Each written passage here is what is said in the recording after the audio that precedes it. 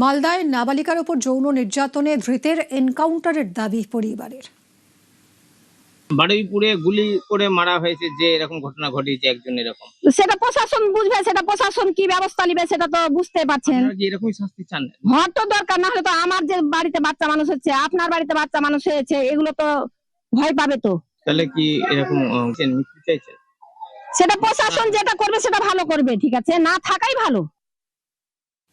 বারুইপুরে এনকাউন্টারকে সমর্থন করি, ভাইয়ের খুনিদের এনকাউন্টার চাই, জ্যোতিপ্রিয় মল্লিককে এনকাউন্টার করতে হবে, দাবি বরুণ বিশ্বাসের দিদির।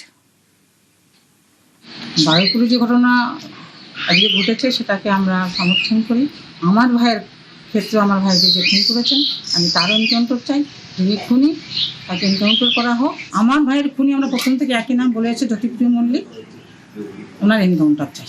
যেদিকে দিকে যা ঘটছে এরকম সাজা যদি হয়, এই নরপশুগুলো আরও যারা সমাজে আছে যদি শুধরে যায় যেতে পারে, সমাজটা হয়তো বদলে যেতে পারে।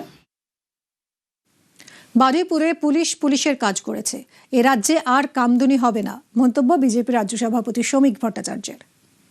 পুলিশের কাজ পুলিশ করেছে। এখন তো বাবরের সরকার নেই, এখন তো তৃণমূল তৃণমূলের সরকার নেই, পশ্চিমবঙ্গ রাজ্য সরকার আছে। এ রাজ্যে কামদুনি হবে না, অপরাধীরা ছাড়া পাবে না। কামদুনিতে যেভাবে শুধুমাত্র কিছু মানুষকে সন্তুষ্ট করবার জন্য ব্লক ভোটের স্বার্থে এমন ভাবে তদন্ত প্রক্রিয়া সাজানো হলো যে জজ সাহেব শেষ পর্যন্ত তাদের বেকসুর খালাস করে দিতে বাধ্য হলেন, তো সেটা আর হবে না এ রাজ্যে। আমি তো মুখ্যমন্ত্রীকে বলছি কামদুনির ফাইল নতুন করে ওপেন করবার জন্য, কারণ সেখানে নির্যাতিতা বিচার পাননি, তার পরিবাররা বিচার পায়নি। কোনো অপরাধী যদি মনে করেন পশ্চিমবঙ্গে নির্দ্বিধায় এখন ঘোরা যাবে, যা খুশি তাই করবো, অতীতে যেভাবে চলেছে, তাহলে তাদের জায়গা হয় জেলের পিছনে, আর পালাবার চেষ্টা করলে বা আক্রমণ করার চেষ্টা করলে আকাশের ওপরে।